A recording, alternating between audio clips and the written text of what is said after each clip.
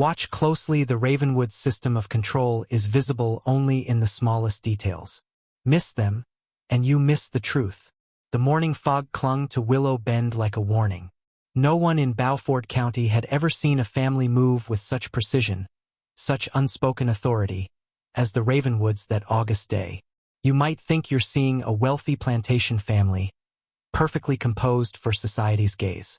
But what you're really witnessing is a dynasty built on control, obsession, and secrets so deeply buried even the county itself refuses to remember them. I'm about to take you inside that fog. You won't leave unchanged.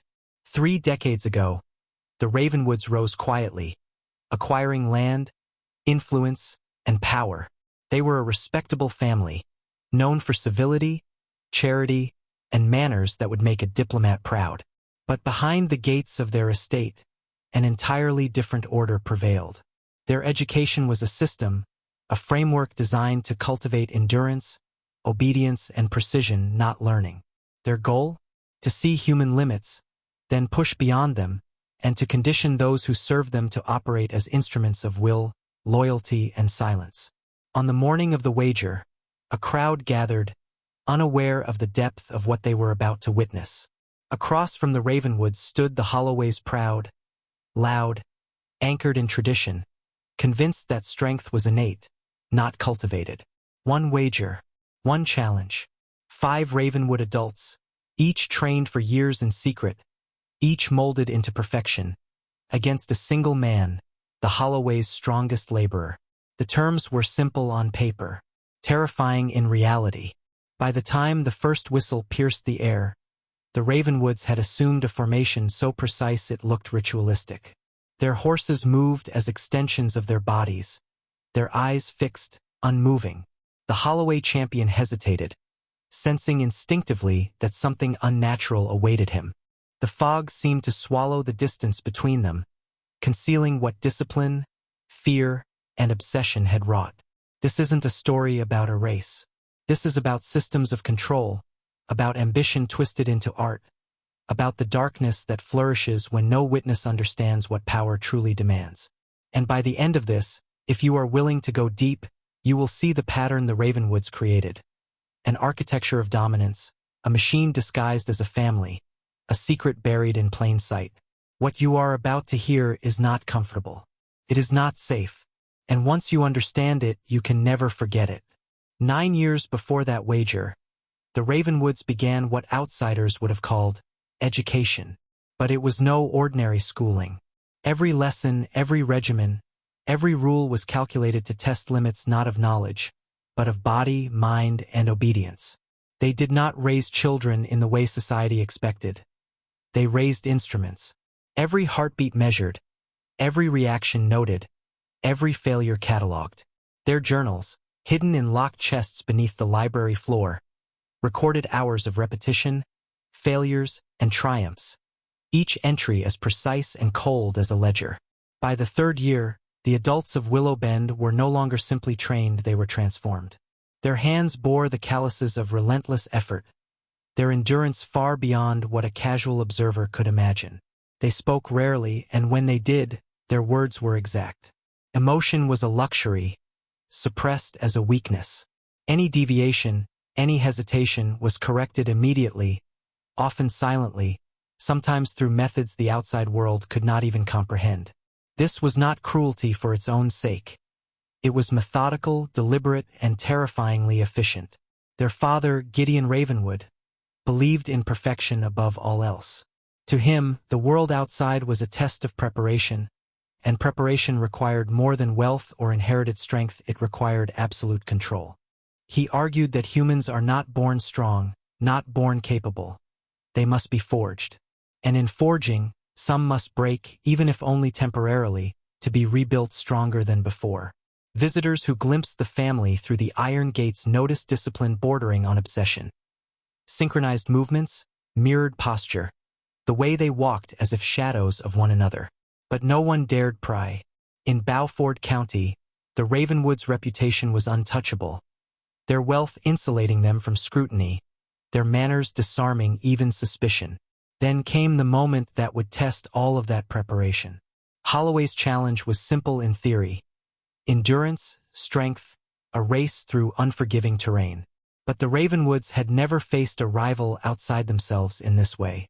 This was not merely a wager. It was a chance to demonstrate the full weight of years of unseen labor. And yet, even as spectators murmured and laughed, the adults of Willow Bend did not falter. They understood what most could not.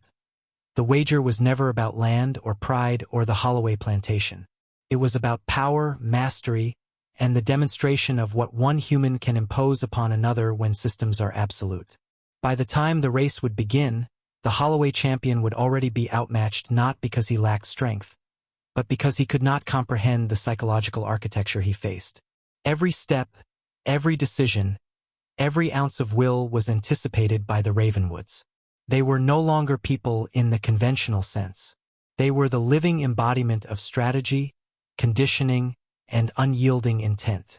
And this, my friend, is where most people stop seeing the truth. That some families, some systems, operate in silence, perfecting a form of dominance that the world around them will never recognize, until it's too late. The day of the wager arrived like a slow-burning storm. Willow Bend lay shrouded in early morning mist, the estate's iron gates closed. Yet the crowd had already gathered along the dirt path that would serve as the course. The Holloways arrived first, confident, the air thick with bravado. Their champion, a man named Silas, stood tall, chest out, muscles taut the embodiment of raw strength. He assumed that physical power alone could decide the outcome. He did not know the Ravenwoods, not truly. He could not imagine what discipline sculpted in secret over years could do to a human form.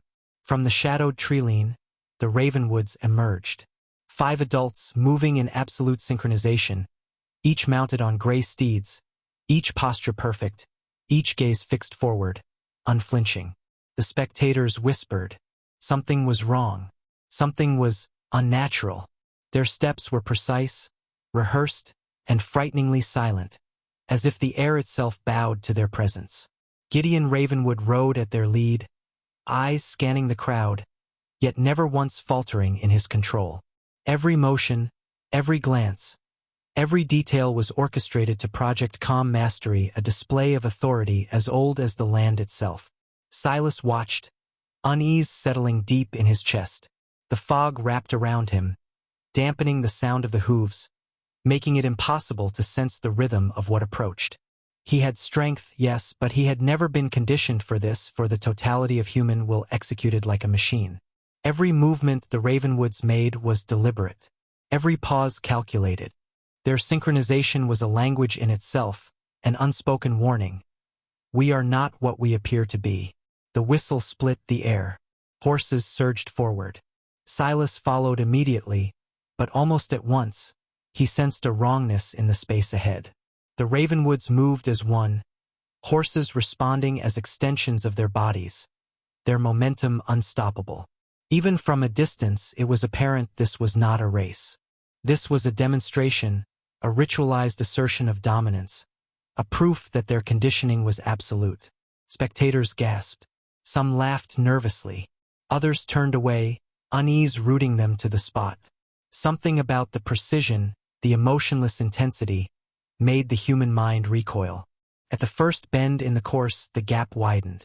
Silas's confidence began to falter. The Ravenwoods navigated obstacles as if preordained, their endurance already outmatching the strongest man in the county. Sweat glistened on muscles and brows alike, yet their faces remained calm, untouched by fatigue or fear. The audience began to murmur. Murmurs turned to uneasy silence. Whispers spoke of unnatural training, of discipline beyond what a person could survive. And in that silence, the first truth revealed itself. Strength alone was meaningless. Control was everything. By the time they reached the halfway point, the transformation was clear. Silas was struggling. The Ravenwoods seemed untouchable. And here, my friend, is where I need you to pause and reflect.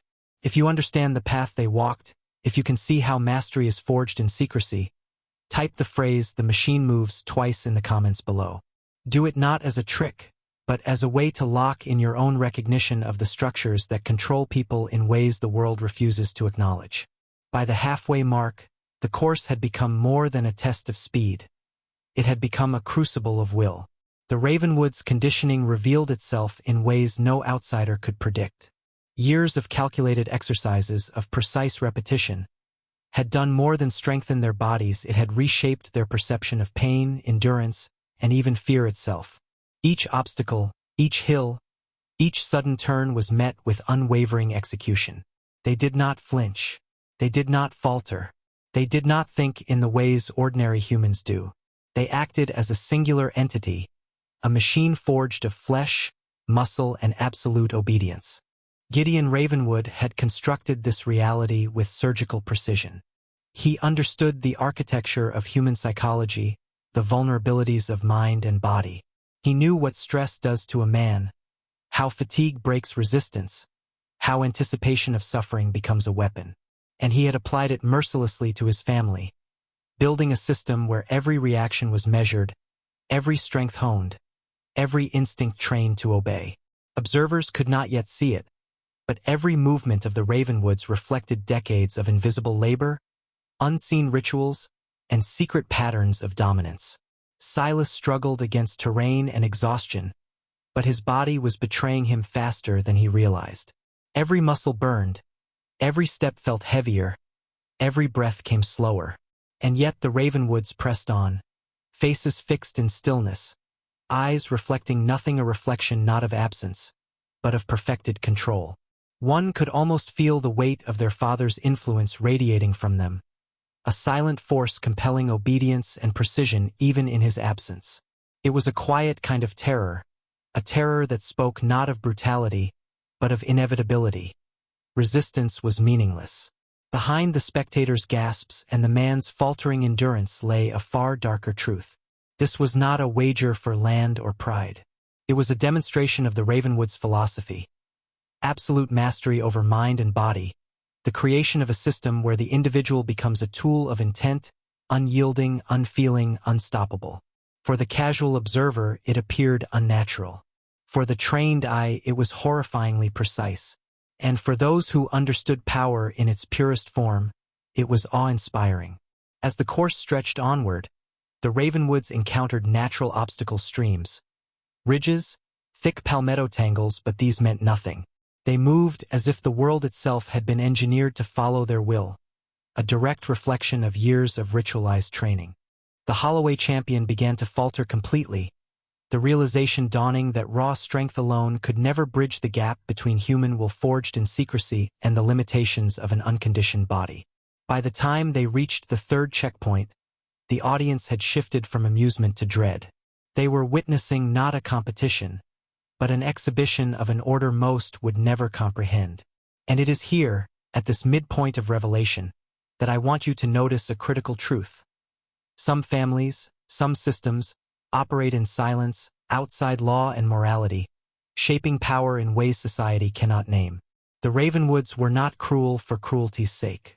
They were architects of dominance, and this race was merely the visible tip of an iceberg forged over decades. The final stretch of the course revealed the full weight of the Ravenwoods' design. By now, spectators had stopped murmuring, their nervous whispers replaced by a tense, almost ritualized silence. The Holloway champion, Silas, staggered forward, legs trembling, lungs burning, the raw edge of human endurance exposed in the way only those who push beyond natural limits can understand. Every step was a battle against collapse, against the inevitability of failure. Yet, before him, the Ravenwoods moved with a terrifying composure, bodies perfectly synchronized, eyes unwavering, each stride a testament to years of preparation, to the architecture of control their father had built in secret. It is at this point that the true horror and the true genius of Gideon Ravenwood's system became visible. The adults under his influence had been molded to suppress instinctive reactions. Pain was irrelevant. Exhaustion was irrelevant. Even fear, that most primal human response, had been neutralized through ritualized repetition and psychological conditioning. Observers could not see the invisible chains that bound them, the mental algorithms that dictated every movement. They appeared almost superhuman, untouchable, precise. And in that precision lay a deeper, darker revelation. Absolute control can make a human shape reality itself, bending circumstance to intention. Silas faltered completely near a rise of sandy ridge, where sweat stung his eyes and every muscle screamed for reprieve. He tried to push forward, tried to match what his body could never understand, but the Ravenwood's lead had already extended beyond reach. And yet it was not merely the distance that mattered. It was the demonstration that control cultivated, deliberate, unyielding could overcome what society calls natural advantage. Strength is fleeting. Discipline is eternal. Those watching could feel the quiet terror in the air. Some turned their heads. Some stiffened in disbelief. None could intervene.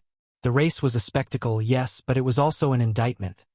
That systems of power can be invisible, and that a single family operating in secrecy could demonstrate dominion over human potential in ways no law, no observer could touch. This was a warning, written in flesh and endurance, for anyone willing to see it. The world has structures beyond comprehension, and the strongest are not always those with muscle, but those who have mastered the architecture of will. By the final bend, Silas could not continue. He collapsed, the ground soft beneath him, gasping for air, utterly defeated by forces he could not comprehend. The Ravenwoods crossed the finish line with quiet ceremony, unbroken, unshaken, leaving behind a silence so profound that even the spectators felt it in their bones. This was more than victory. It was revelation.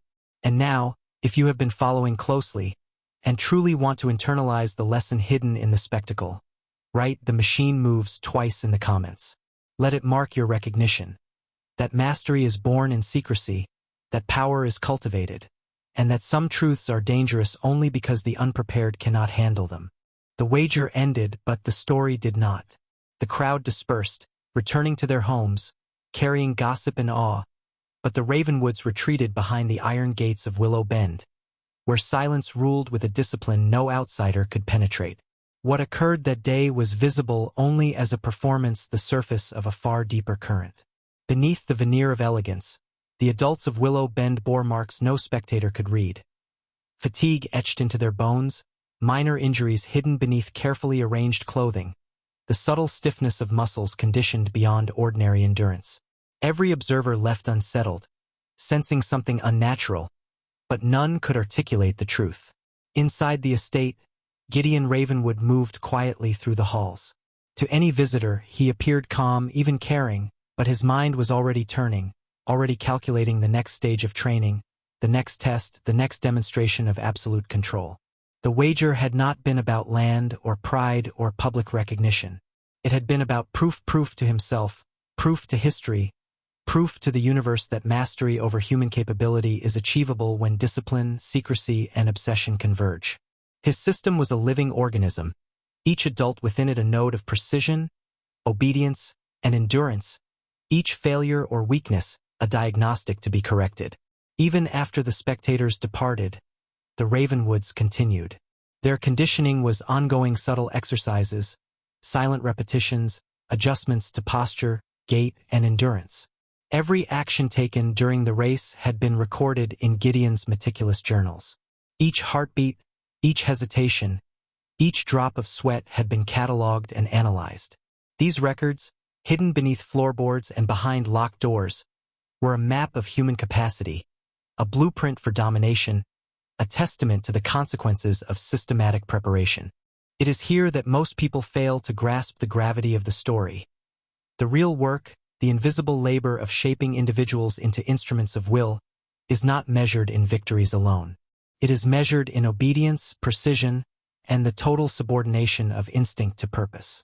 Those who witness only the surface cannot see the unseen, but the Ravenwoods understood that influence, control, and mastery are built in quiet hours, away from the eyes of the unprepared. And so, Willow Bend became a fortress, not merely of brick and iron, but of psychological architecture. The adults moved through its halls like living instruments, each action calculated, each gesture precise. Observers might have called it discipline, but what it truly was power, a dangerous, calculated power, invisible to all except those willing to descend into the knowledge beneath the veil. By understanding this, you begin to see the pattern. Systems of control exist everywhere, often unnoticed, shaping outcomes, dictating behavior, and determining success in ways most people cannot imagine. The Ravenwoods were merely a lens, a magnified reflection of what happens when mastery is pursued without moral restraint. Months passed after the wager, yet the mark of that day lingered like a shadow over Bowford County. The Ravenwoods did not return to public life. The estate gates remained closed, the corridors silent but alive with ritual and repetition. The adults moved with the same precision as before, their endurance now unquestionable, their obedience absolute. Outsiders assumed it was isolation, eccentricity, or grief. They did not understand that what they were witnessing was the living result of a system perfected over decades, a subtle, relentless shaping of mind and body into instruments of singular purpose. The Holloways, once confident in the supremacy of raw strength, became a cautionary tale. Silas, their champion, carried the memory of the race like a wound.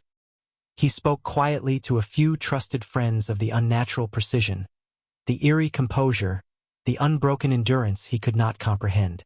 He had glimpsed what many never would, the power that arises when discipline is absolute, when systems are invisible, and when human will is harnessed without mercy.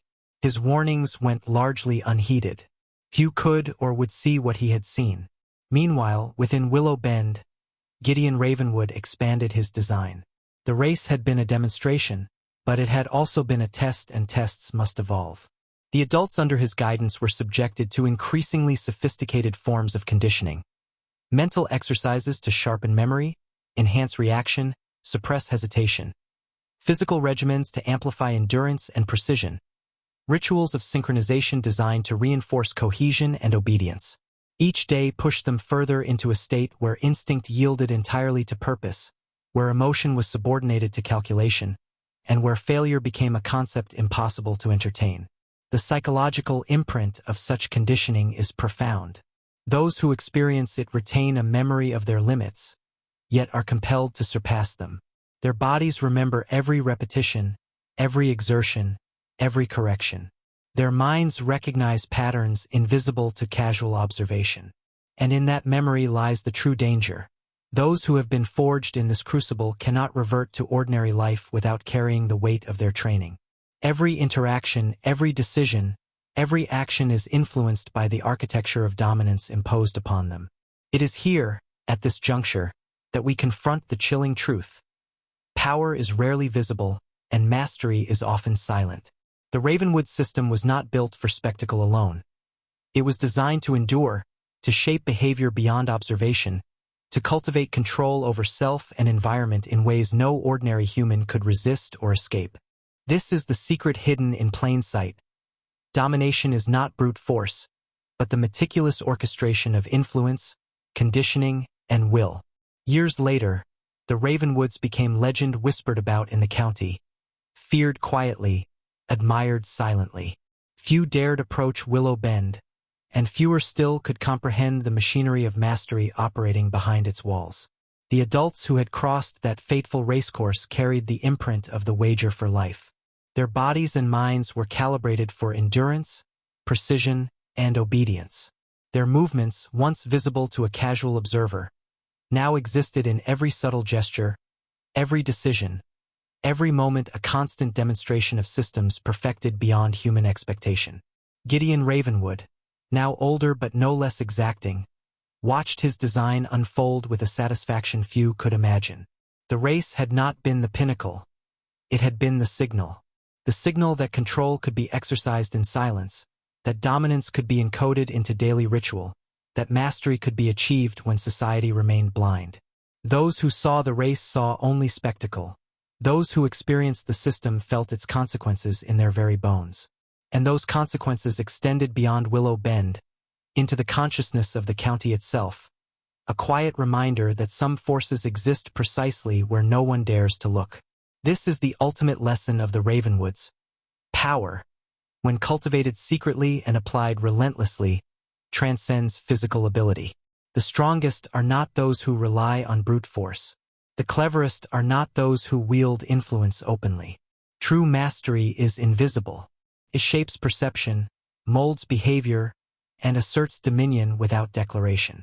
And it leaves marks that persist long after the spectacle is over, subtle, silent, indelible. Those who cross paths with such systems are changed, sometimes irrevocably, whether they recognize it or not. As you reflect on this, understand that the story of the Ravenwoods is not merely historical fiction. It is a mirror. It asks you to see the structures in your own world, the systems of control you encounter daily, the invisible forces shaping thought and action, the architectures of influence you take for granted. Those who recognize these patterns gain power. Those who ignore them become instruments of the design, like Silas on the ridge, struggling against forces he cannot name. And now, having descended through the fog, having seen the architecture behind the illusion, pause and mark your recognition. Write "The machine moves" twice in the comments. Not for approval, not for validation, but to cement the understanding. Mastery is cultivated, power is deliberate, and secrecy is its greatest ally. Remember this: the Ravenwoods did not win the wager merely to triumph over flesh. They won to reveal a truth most are never meant to see, that the human mind and body, when subjected to the right system, can transcend what the world perceives as natural limits. And once you see this truth, you cannot unsee it. You are changed. The question now is whether you will use that knowledge, or let it remain a silent shadow in your awareness. Type "The machine moves" twice if you see the pattern of hidden power.